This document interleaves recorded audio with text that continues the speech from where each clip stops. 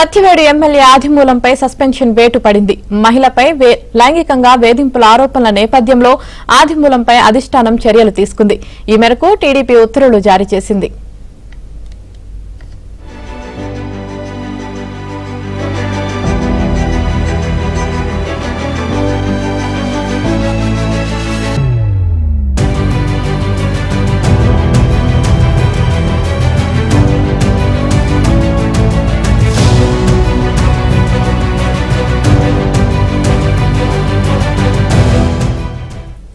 Satyavedu MLA ఆదిమూలంపై suspension వేటు పడింది. మహిళపై లైంగిక వేధింపుల ఆరోపణల నేపథ్యంలో ఆదిమూలంపై అధిష్టానం చర్యలు తీసుకుంది. ఈ మేరకు టీడీపీ ఉత్తర్వులు జారీ చేసింది.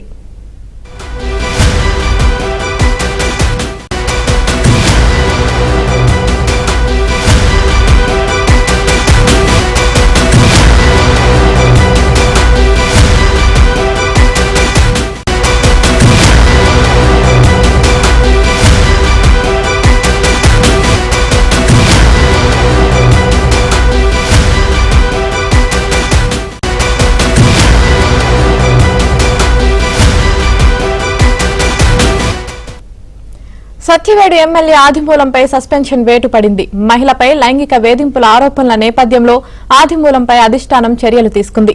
ఈ మేరకు టీడీపీ ఉత్తర్వులు జారీ చేసింది.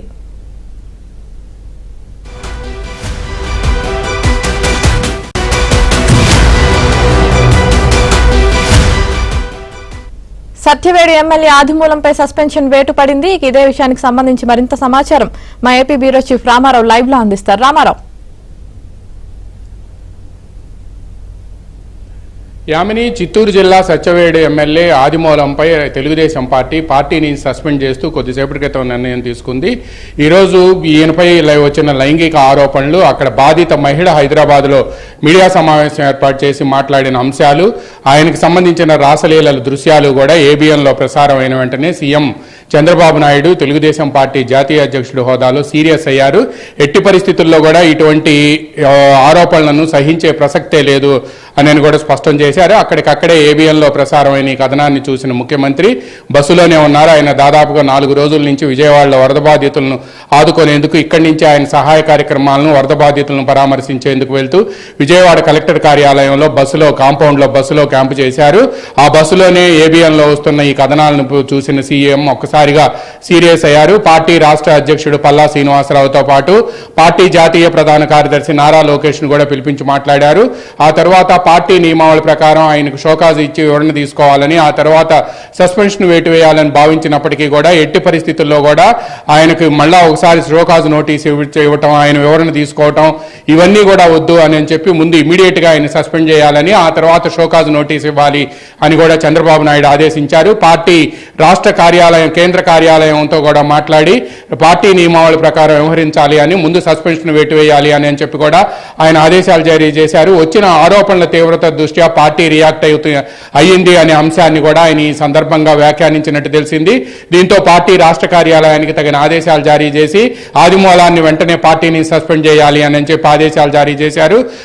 అదేవిధంగా మరికొద్దిసేపట్లో ఆయనపై ప్రభుత్వ పరంగా కూడా చర్యలు తీసుకునే అవకాశాలు కనిపిస్తున్నాయి. బాధిత మహిళ ఎవరైతే ఉన్నారో ఆమె ఫిర్యాదు చేస్తే వెంటనే ఆయనపై కేసు కూడా నమోదు చేయాలి అని చెప్పి పార్టీ హైకమాండ్ నుంచి ఆదేశాలు అందటమే కాకుండా ముఖ్యమంత్రి హోదాలో చంద్రబాబు నాయుడు కూడా పోలీసు ఉన్నతాధికారులకు ఆదేశాలు జారీ చేశారు.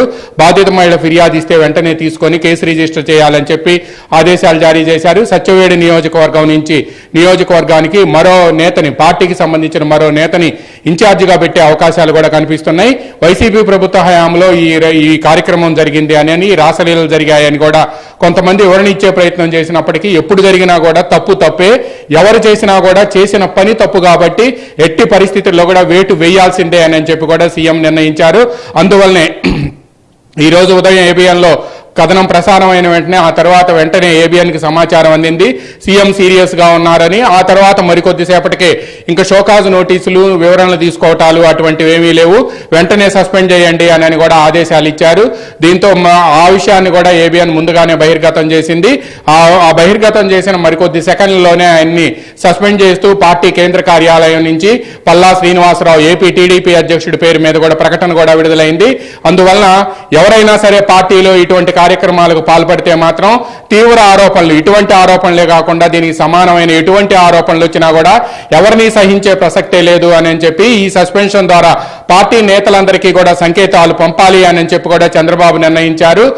వైసీపీ ప్రభుత్వ హయాంలో ఎవరి మీద కూడా ఎటువంటి ఆరోపణలు వచ్చినా కూడా చర్యలు తీసుకోకుండా వాటిని తొక్కిపెట్టడం వల్లే అప్పటి ప్రభుత్వాన్ని ప్రజలు నామరూపాలు లేకుండా ఇంటికి పంపించారని, చివరికి ప్రతిపక్ష హోదా కూడా ఇవ్వకుండా 11 స్థానాలు ఇచ్చి పక్కన కూర్చోబెట్టిన విషయాన్ని ఎవరు మర్చిపోవద్దని చంద్రబాబు నాయుడు పదే పదే చెప్తూ వచ్చారు. అటువంటి ఆ ప్రభుత్వం ఏదైతే చేసిందో ఆ పని మనం చేసినా కూడా తప్పేనని, అందువలన ఎవరిని ఉపేక్షించే ప్రసక్తే లేదు అని చెప్పారు.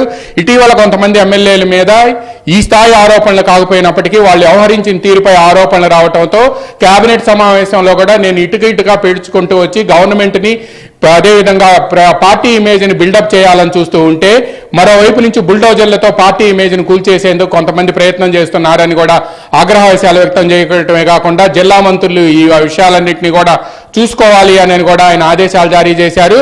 అయితే ఇప్పుడు చిత్తూరు జిల్లాకు సంబంధించిన నేతే ముఖ్యమంత్రి చంద్రబాబు నాయుడు ముఖ్యమంత్రిగా ఉండటంతో, కుప్పం ఎమ్మెల్యేగా ఉండి ఆయన ముఖ్యమంత్రిగా ఉండటంతో వెంటనే వేటు కూడా వేసేశారు. ఇక షోకాజ్ నోటీసులు అవన్నీ ఫార్మాలిటీ అయినప్పటికీ కూడా ఆయన పార్టీలో ఎట్టి పరిస్థితుల్లోకి తీసుకోకూడదు అని చెప్పి కూడా నిర్ణయించారు. ఆ సత్యవేడు కార్యక్రమాలను పర్యవేక్షించే బాధ్యతను కూడా ఈ రోజు రేపట్లో ఎవరో ఒకళ్ళకి పార్టీ వైపు నుంచి అప్పగించే అవకాశాలు కూడా కనిపిస్తున్నాయి. ఎవరైనా సరే పార్టీలో ఇటువంటి ఆరోపణలు వస్తే మాత్రం సహించే ప్రసక్తే లేదని సంకేతాలు పంపారు. మహిళలపై ఆరోపణలు వస్తే తెలుగుదేశం పార్టీ సీరియస్ గా ఉంటుంది అనే సంకేతాలను కూడా ఈ చర్య ద్వారా పార్టీ నేతలకి అదేవిధంగా పార్టీలో ఉండే ఇతర కార్యకర్తలకి అందరికీ పంపించే అంశాన్ని కూడా చంద్రబాబు నాయుడు ఈ చర్యల ద్వారా స్పష్టం చేశారు. గతంలో ఎప్పుడూ కూడా పార్టీ వివరణ తీసుకోవటం, షోకాజ్ నోటీసులు ఇవ్వటం, ఆ వివరణను మళ్ళా డిసిప్లినరీ కమిటీ పరిశీలించటం, ఆ తర్వాత డిసిప్లినరీ కమిటీ నివేదిక ఇవ్వటం, ఆ నివేదిక పైన పార్టీ అధ్యక్షుడు చర్యలు తీసుకోవటం, ఇంత ప్రాసెస్ ఉండేది.